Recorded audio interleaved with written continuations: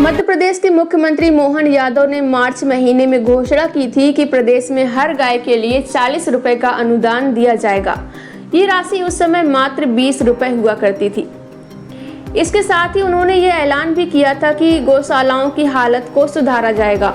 लेकिन अब मध्य प्रदेश की ओर से अनुसूचित जाति और जनजाति के लिए आवंटित राशि के एक हिस्से को गौ कल्याण और मंदिरों के रखरखाव के लिए दिया गया है। अनुसूचित जाति और जनजाति विभाग के पैसे के दूसरी जगहों पर इस्तेमाल की जानकारी हाल ही में पेश किए गए राज्य सरकार के बजट से मिलती है। बजट से ये पता लगा कि अनुसूचित जाति और जनजाति के लोगों के उत्थान का पैसा दूसरे विभागों में खर्च किया जा रहा है। मध्य प्रदेश सरकार ने इस साल गायों के कल्याण के लिए 252 करोड़ का प्रावधान किया है। इस बजट में 96 करोड़ रुपए अनुसूचित जाति अनुसूचित जनजाति विशेष योजना के हैं, जिसे केंद्र सरकार ने आवंटित किया था। साथ ही सरकार ने प्रदेश में मंदिरों और स्मारकों को भी बेहतर बनाने की घोषणा की थी। इसके लिए भी पैसा अनुसूचित जाति और जनजाति के फंड से दिया गया। संस्कृति विभाग को 5 मंदिरों और स्मारकों के लिए इस फंड से 58 लाख रुपए दिए जा रहे हैं। मध्य प्रदेश वित्त विभाग के वरिष्ठ अधिकारी ने बताया है कि अनुसूचित जाति और जनजाति विभाग के इन पैसों को इस्तेमाल जरूर दूसरी जगह पर किया जा रहा है, लेकिन इसके बावजूद इससे सभी को फायदा मिलेगा।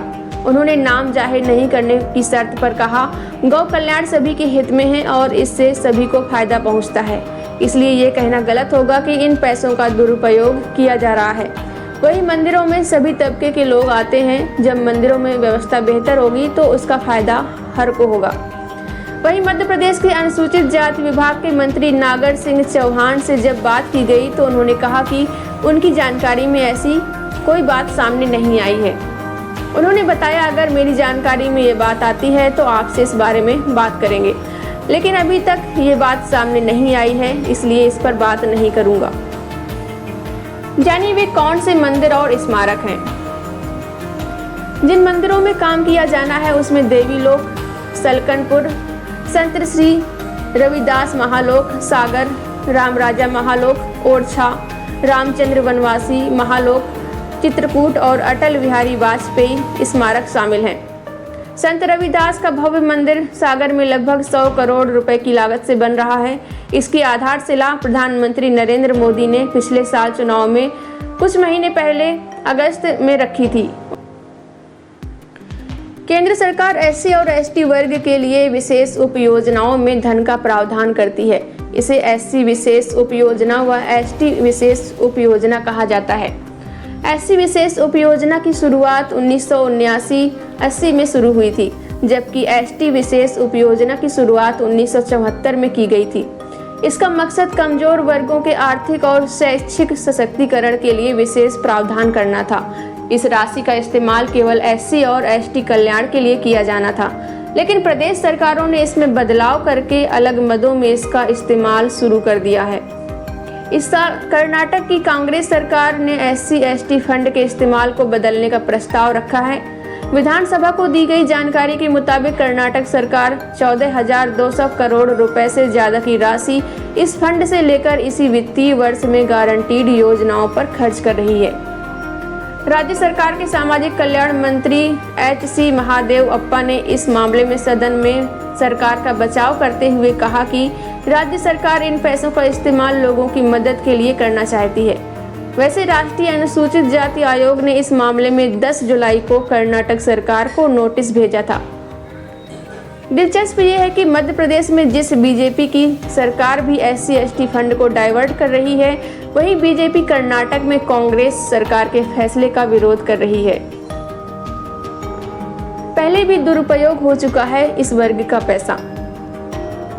इस पूरे मामले में मध्य प्रदेश के दलितों और आदिवासियों के बीच काम करने वाली जागृत आदिवासी दलित संगठन की माधुरी बहन का कहना है कि सरकार को ऐसा महसूस होने लगा है कि एससी और एसटी वर्ग की विभिन्न योजनाओं के लिए जो पैसा आता है वो उनकी पॉकेट मनी है और उसका इस्तेमाल किसी भी तरह से किया जा सकता है।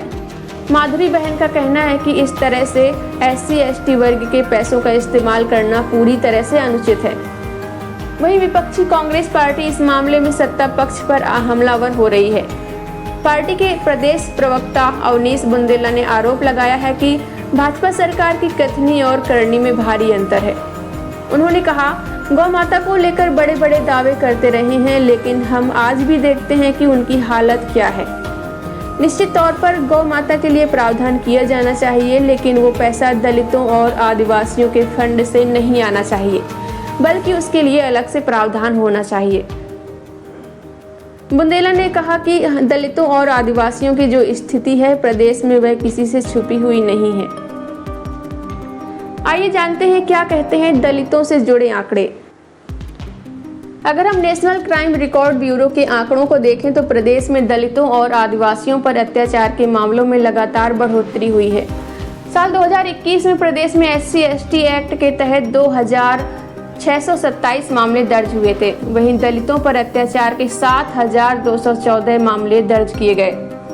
ऐसे कई मामले सामने आए जो देश भर में चर्चा का विषय बने। इनमें सबसे ज्यादा सीधी के पेशाब कांड को लोग जानते हैं।